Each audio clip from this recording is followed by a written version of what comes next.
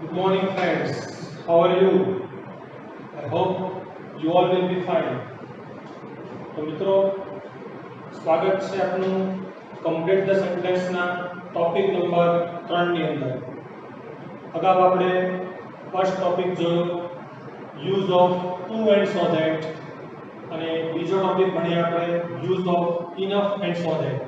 મિત્રો આજે આપણે ટોપિક નંબર 3 ની અંદર વાત કરવાના છીએ ડિગ્રી. મિત્રો ડિગ્રીના કેટલાક પ્રકારો તમે અગાઉ ધોરણ 10 ની અંદર પણ ભણીને આવ્યા છો. તો મિત્રો આ ડિગ્રી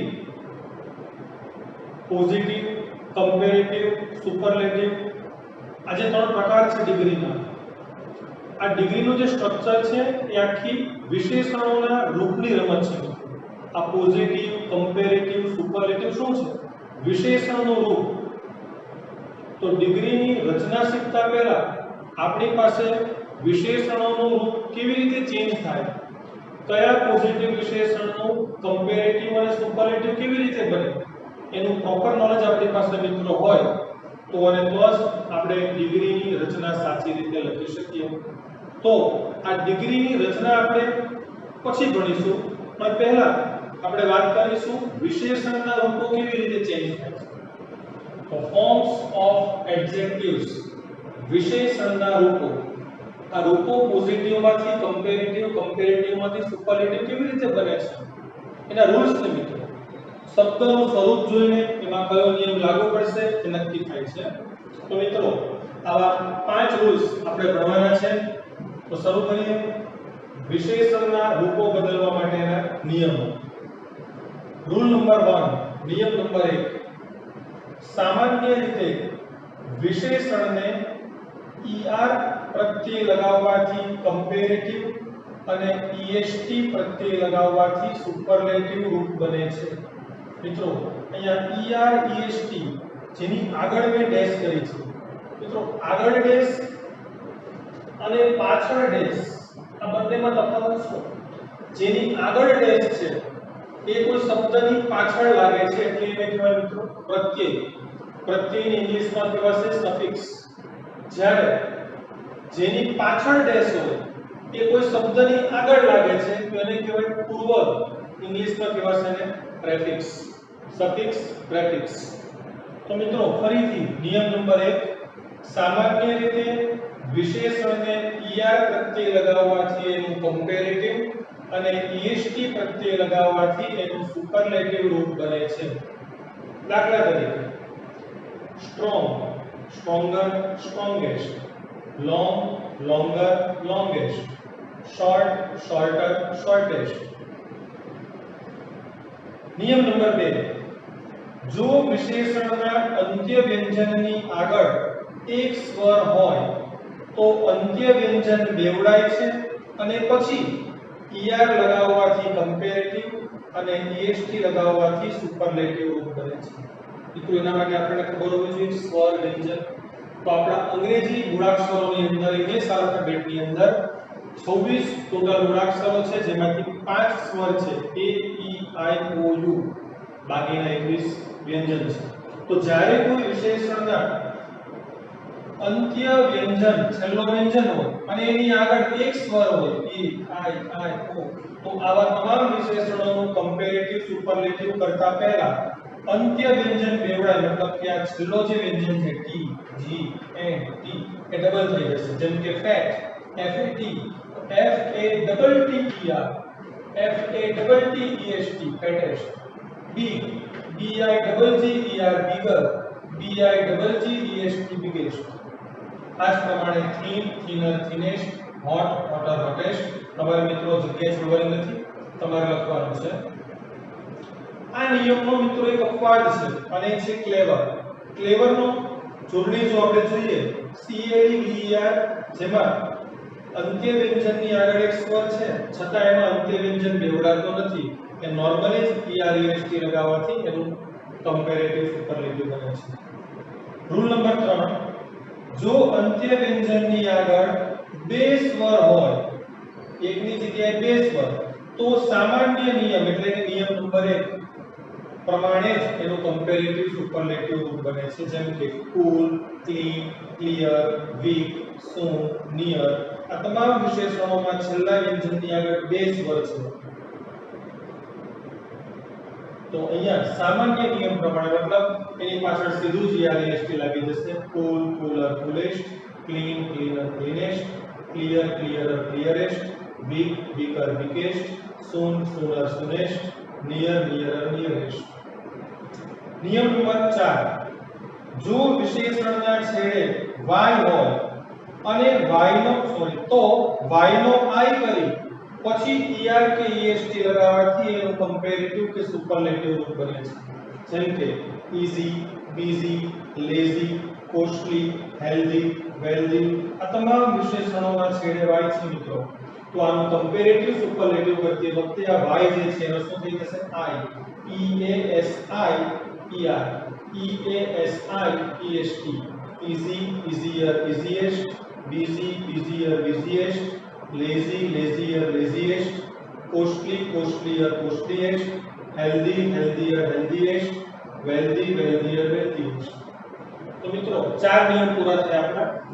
મહત્વનો નિયમ નંબર 5, જો વિશેષણ એક કરતા વધારે સ્વરોચ્ચાર ધરાવતું હોય તો તેની આગળ એટલે કે પૂર્વક મોર લગાવવાથી એનું કમ્પેરેટિવ અને પૂર્વક મોસ્ટ લગાવવાથી સુપરલેટિવ રૂપ બને છે.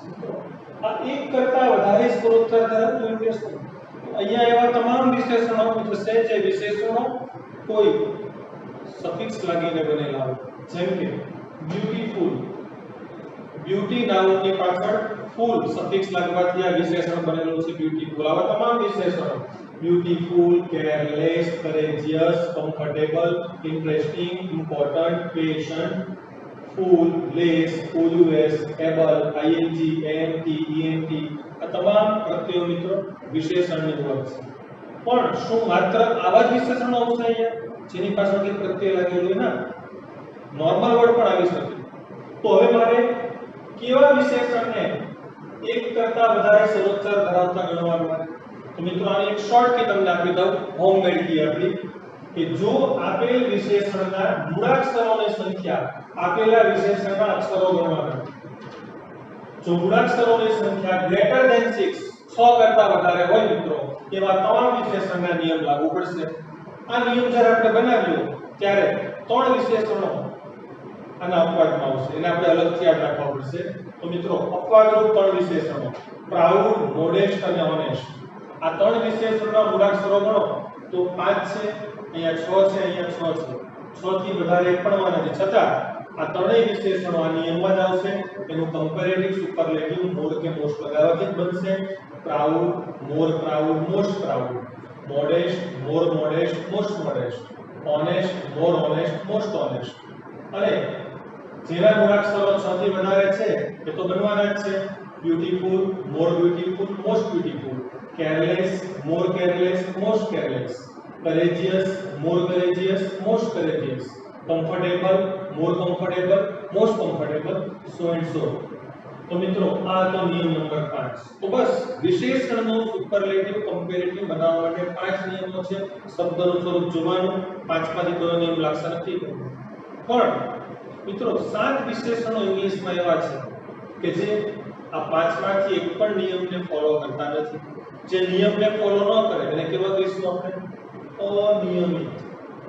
અનિયમિત રૂપોની હવે આપણે ચર્ચા કરવા જઈ રહ્યા છીએ. અને આવા 7 વિશેષણો છે. પહેલું ગુડ અને બેડ, બીજું બેડ, ત્રીજું મેની અને મચ, ચોથું લિટલ, પાંચમું લેટ, છઠ્ઠું ઓલ્ડ અને સાતમું ફાર. તો મિત્રો આ 7 વિશેષણો એક પણ નિયમને ફોલો કરતા નથી, તો એના રૂપ પર્સનલ પ્રાઇવેટ છે જેને આપણે અલગથી યાદ રાખવા પડશે. તો મિત્રો શરૂ કરીએ. પહેલું છે ગુડ અને વેલ. બેવનો અર્થ છે સારું, એક જ શબ્દ છે. તો ગુડ અને વેલ આ બંનેનું કમ્પેરેટિવ એક જ થશે અને કયું બેટર અને સુપરલેટિવ થશે બેસ્ટ. તો મિત્રો બેટર નું ક્યારે ગુડ થાય ક્યારે વેલ થાય કેમ ડિસાઈડ કરશો આપણે? તો જો આપેલા વાક્યમાં ક્રિયાપદ તરીકે ટુ બી નું રૂપ હોય તો મિત્રો ટુ બી ના રૂપ સાથે હંમેશા શું આવશે? ગુડ.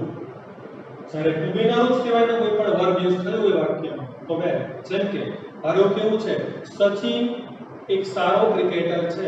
તો Sachin is a good cricketer. Is તો ગુડ. સચિન સારું રમે છે તો સચિન પ્લેઝ વેલ. બીજું વિશેષણ છે આપણું બેડ. તો બેડ નું કમ્પેરેટિવ છે મિત્રો વર્સ અને સુપરલેટિવ રૂપ છે વર્સ્ટ. Bed, વર્સ, worst. ખરાબ, વધુ ખરાબ, સૌથી ખરાબ. મેની અને મચ ની વાત કરીએ તો મેની અને મચ બંનેનું મિત્રો કમ્પેરેટિવ ફોર્મ થશે મોર અને સુપરલેટિવ ફોર્મ થશે મોસ્ટ. અહીંયા પણ મોર કે મોસ્ટ નું પોઝિટિવ મેની અને મચ ક્યારે કરવાનું? તો મેની કાઉન્ટેબલ એટલે કે ગણી શકાય તેવી વસ્તુ માટે વપરાય છે, જ્યારે મચ અનકાઉન્ટેબલ ન ગણી શકાય તેવી વસ્તુ માટે વપરાય છે. ચોથું વિશેષણ છે અનિયમિત આપણું લિટલ. આ લિટલ નું કમ્પેરેટિવ ફોર્મ છે લેસ અને એનું સુપરલેટિવ ફોર્મ છે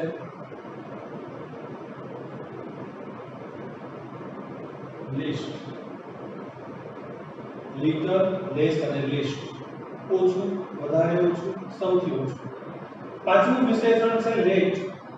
લેટ નો મિત્રો કમ્પેરેટિવ ફોર્મ છે લેટર, જ્યારે એના સુપરલેટિવ ફોર્મ બે છે. એક છે લાસ્ટ અને બીજું છે લેટેસ્ટ. લેટ, લેટર, લાસ્ટ અને લેટેસ્ટ. ઓલ્ડ. ઓલ્ડ ના મિત્રો ડબલ રૂપો છે કમ્પેરેટિવ સુપરલેટિવ, જેના અર્થ પર ડિપેન્ડ કરે. જ્યારે ઓલ્ડ સમયનું સૂચન કરે છે, કોઈ વ્યક્તિની ઉંમરની વાત છે, રૂપ વપરાશે મિત્રો એનું ઓલ્ડ. સમય મતલબ કોઈ વસ્તુ બીજી વસ્તુ કરતા જૂની છે એવું બતાવવાનું છે, ત્યારે ઓલ્ડ નું રૂપ વપરાશે ઓલ્ડ, ઓલ્ડર, ઓલ્ડેસ્ટ. પણ જ્યારે સ્થિતિની વાત હોય, ઉંમરની, વ્યક્તિના ઉંમરની, ત્યારે જ આ રૂપ વપરાશે એલ્ડર અને એલ્ડેસ્ટ.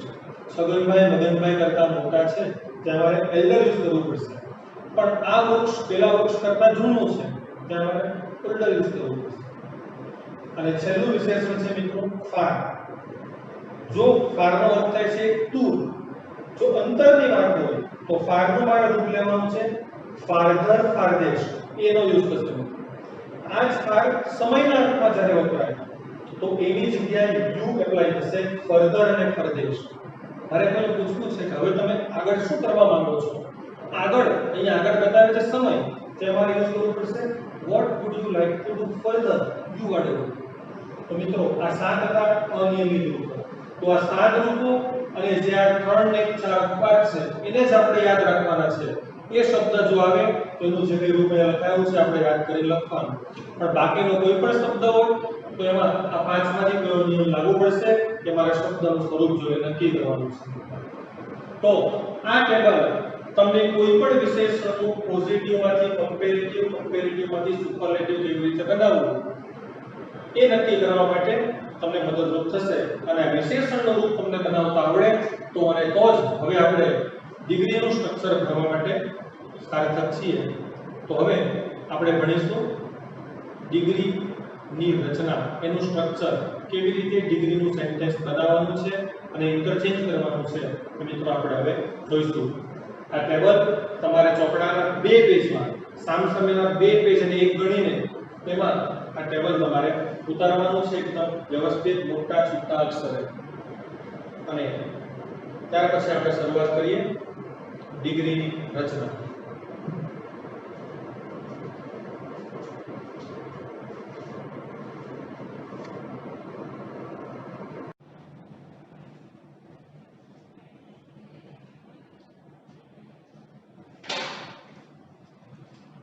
Good morning friends, how are you?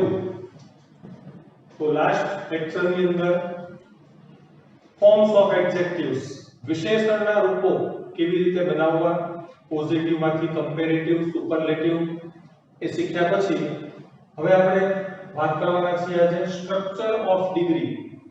ડિગ્રીનું વાક્ય બંધારણ, ડિગ્રીની રચના. મિત્રો અહીંયા આપણે બે પ્રકારની ડિગ્રીની વાત કરવાની છે. એક બધામાં શ્રેષ્ઠ એક અને શ્રેષ્ઠ સમૂહમાંથી એક. ડિફરન્સ શું છે પછી જાણીએ. પહેલા આ ડિગ્રીનું સ્ટ્રક્ચર બનવા માટે 5 પદો જરૂરી છે. S એટલે કે સબ્જેક્ટ કર્તા, V એટલે કે વર્બ ક્રિયાપદ, ADJ એટલે કે એડજેક્ટિવ વિશેષણ, N એટલે કે નાઉન નામ અને E એટલે કે એક્સટેન્શન અન્ય શબ્દો. તો આ subject, verb, adjective, noun, extension ના 5 પદની મદદથી આ ડિગ્રીનું આખું સ્ટ્રક્ચર તૈયાર થવાનું છે. હવે બધામાં શ્રેષ્ઠ એક એવું મારે બતાવવું છે. તો એના માટે પોઝિટિવની રચના સૌથી પહેલા જોઈએ. No other plus noun plus extension plus verb plus so અને એસ ની વચ્ચે વિશેષણનું પોઝિટિવ રૂપ. મિત્રો જે ડિગ્રી બનાવતા હોઈએ એ રૂપ વિશેષણનું મારે મૂકવાનું છે. સો એસ ની વચ્ચે વિશેષણનું પોઝિટિવ રૂપ અને છેલ્લું પદ આવશે કર્તા. આ રચનાને સમજવા માટે એક ઉદાહરણ લઈએ. મેં તમને સબ્જેક્ટ કર્તા આપી દીધો ધ લાયન, એક વર્બ આપ્યું is, એક એડજેક્ટિવ આપ્યું સ્ટ્રોંગ, એક નાઉન આપ્યું એનિમલ, એક્સટેન્શન આપ્યું વર્લ્ડ વિશ્વ. મિત્રો આ નાઉન શું છે? તો આપેલા વાક્યનો જે કર્તા છે, અહીંયા વાક્યનો કર્તા છે ધ લાયન. તો કર્તાને તમે શું પ્રશ્ન પૂછશો કે આ વાક્યમાં લાયન શું છે? જવાબ પડ્યો એનિમલ. તો કોઈ પણ સેન્ટેન્સ નું નાઉન એટલે કર્તા જે સમૂહમાંથી લીધો છે એ સમૂહનું નામ. જો કર્તા લો બાઇસિકલ તો મિત્રો નાઉન આવશે વેહિકલ. જો કર્તા લો રોઝ, નાઉન આવશે ફ્લાવર. તો આ 5 પદને આપણે આ ક્રમમાં ગોઠવીએ તો મિત્રો જવાબ તૈયાર થશે નો અધર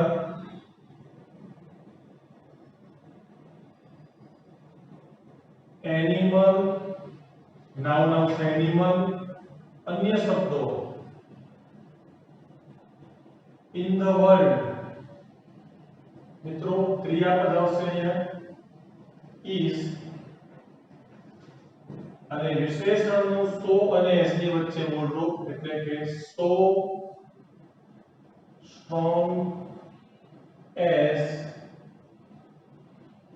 the lion. No other animal in the world is so strong as the lion. તો જ્યારે no other નો યુઝ થાય છે પોઝિટિવ ડિગ્રીમાં ત્યારે એ સેન્ટેન્સ નું નાઉન હોય છે એકવચનમાં એનિમલ. અને મિત્રો પોઝિટિવ ડિગ્રીની બીજી એક ખાસિયત કે એમાં અન્ય શબ્દ ઇન ધ વર્ડ. જનરલી આપણે અન્ય શબ્દ વાક્યના અંતે લખવા ટેવાયેલા છીએ, બાકીની રચનામાં છેલ્લે જ આવશે. પણ પોઝિટિવમાં નાઉન ની સાથે અન્ય શબ્દ જોડાયેલો હોય છે. આ બંને સાથે જ રહે છે. આ બંનેમાં આ બંને પદ છેલ્લે આવશે, પણ પોઝિટિવમાં અન્ય શબ્દ વચ્ચે આવે છે. તો ખાસ ધ્યાન રાખવું કે બાય મિસ્ટેક એ છેલ્લે ન લખાઈ જાય. આનું જો કમ્પેરેટિવ કરતા શીખીએ તો કમ્પેરેટિવ નું સ્ટ્રક્ચર છે કર્તા વત્તા ક્રિયાપદ વત્તા વિશેષણનું કમ્પેરેટિવ રૂપ. બે ફરજિયાત પદ છે એના ધેન અને એની અધર. જેવી રીતે પોઝિટિવ નું ફરજિયાત પદ છે નો અધર, એવી રીતે કમ્પેરેટિવ નું ફરજિયાત પદ છે ધેન અને એની અધર. નાઉન એકવચન, અન્ય શબ્દો. તો મિત્રો આ આપેલા ઉદાહરણના શબ્દોને આપણે આ ક્રમમાં ગોઠવીએ તો જવાબ તૈયાર થશે the lion is stronger than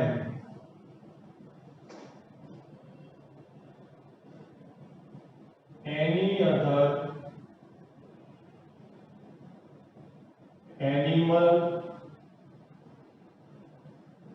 in the world.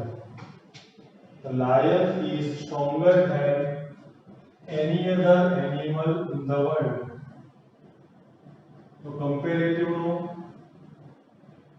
ઓળખાણ આપતું પદ એટલે ધેન એની અધર, અને ધેન એની અધર ની હાજરીમાં નાઉન આવશે એક વચનમાં. ત્રીજી વાત સુપરલેટિવ ની, તો સ્ટ્રક્ચર છે કર્તા વત્તા ક્રિયાપદ વત્તા ધ આર્ટિકલ પ્લસ વિશેષણનું સુપરલેટિવ રૂપ પ્લસ નાઉન પ્લસ અન્ય શબ્દો. જેને ક્રમમાં ગોઠવીએ આપેલા પદોને તો સુપરલેટિવ જવાબ તૈયાર થશે. The lion is the strongest animal in the world. The lion is the strongest animal. એકલો ધ નાઉન એકલું છે. તો મિત્રો આ ત્રણ જવાબો પૂર્ણ કર્યા. જેનો પ્રકાર હતો બધામાં શ્રેષ્ઠ. કરી આપણે ત્રણેય વાક્યનું Gujarati. No other animal in the world is so strong as the lion.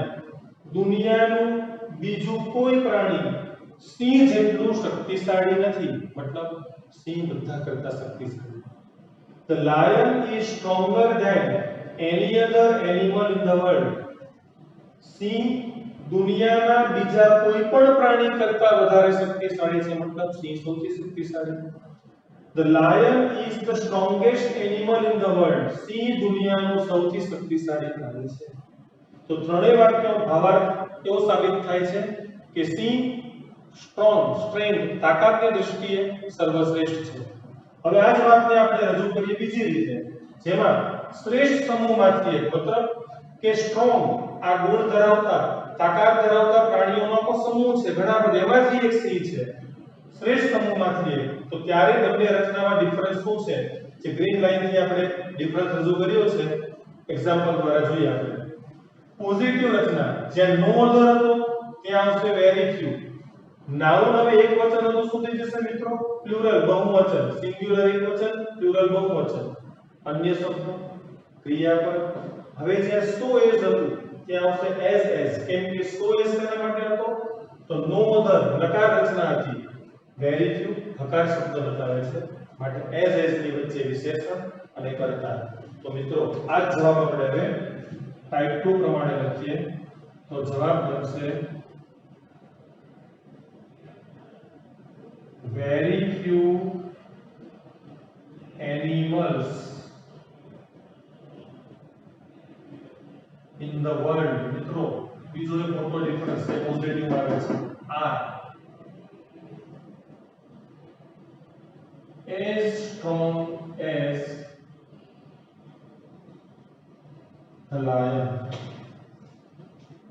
જ્યાં નો અધર હતું ત્યાં આવ્યું વેરી ફ્યુ, અને એને લઈને નાઉન થઈ ગયું બહુવચન, અને નાઉન બહુવચન થવાને કારણે ક્રિયાપદ પણ થઈ ગયું બહુવચન.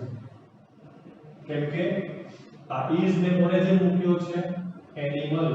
તો આ કોને જે મૂકીશ? Animals. Very few animals in the world are as strong as the lion.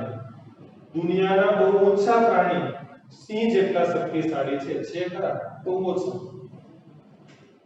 Comparative આ જ રચના, સબ્જેક્ટ પ્લસ વર્બ, વિશેષણનું કમ્પેરેટિવ રૂપ, ધેન અહીંયા જ્યાં એની અધર હતું ત્યાં આવશે હવે મેની અધર અથવા મોસ્ટ અધર. બેમાંથી કોઈ પણ ગમે ત્યારે લખી શકાય, પણ મેની અધર ને મોસ્ટ અધર આવે એની ની જગ્યાએ, એટલે હવે નાઉન થઈ જાય બહુવચન પ્લસ અન્ય શબ્દો. તો જવાબ બનશે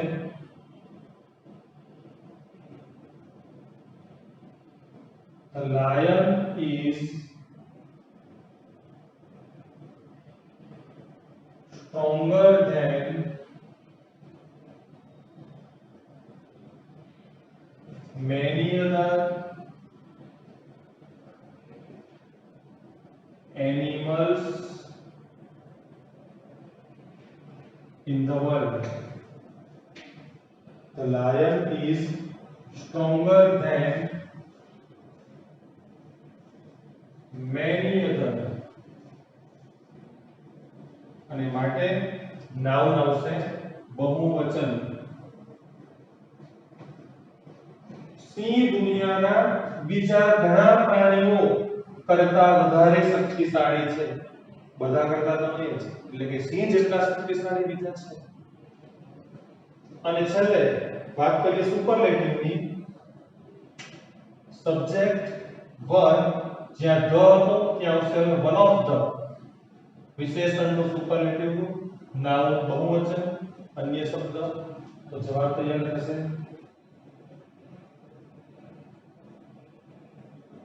The lion is one of the strongest animals in the world.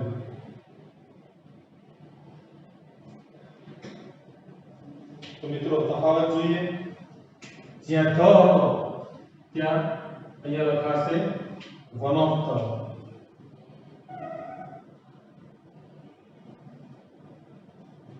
નામ એક વચન હતું એટલે કે બહુવચન. અર્થ સિંહ દુનિયાના સૌથી શક્તિશાળી પ્રાણીઓમાંથી એક છે. શક્તિશાળી પ્રાણીઓ ઘણા બધા, એમાંથી એક સિંહ એટલે કે શ્રેષ્ઠ સમૂહમાંથી એક. તો મિત્રો બંનેનો તફાવત, ઉપરના 3 વાક્યો, નીચેના 3 વાક્યો નો તફાવત તમને ગ્રીન અને રેડ લાઈનથી જે લગ બતાવ્યો છે. નો અધર એક વચન, વેરી ફ્યુ બહુવચન, ધેન એની અધર એક વચન, ધેન મેની અધર બહુવચન, ધ એક વચન, વન ઓફ ધ બહુવચન. આજ માત્ર આ બંને રચનાનો તફાવત છે. તમને જે રચના આપી છે એ રચના મુજબ તમારે પૂર્ણ કરવાનું છે. મિત્રો અહીંયા તમને જે સેલ્ફ પ્રેક્ટિસના વાક્યો આપ્યા છે 16 થી 21. આ વાક્ય બધા જ ટાઈપ 2 પ્રકારના છે. આ પ્રકારના આ ધોરણ 10 માં ભણી આવ્યા છો. જસ્ટ આપણે તમને રિવાઇઝ કરાવીએ. આજે આપણે આ ટોપિકની ચર્ચા કરી છે. તો આના જ તમને સેલ્ફ પ્રેક્ટિસના વાક્યો આપેલા છે અને દરેક સેન્ટેન્સને તમારે ત્રણેય રીતે લખવાના છે. જો આપેલું વાક્ય પોઝિટિવ છે એને પૂર્ણ કરો, એનું કમ્પેરેટિવ સુપરલેટિવમાં રૂપાંતર કરો.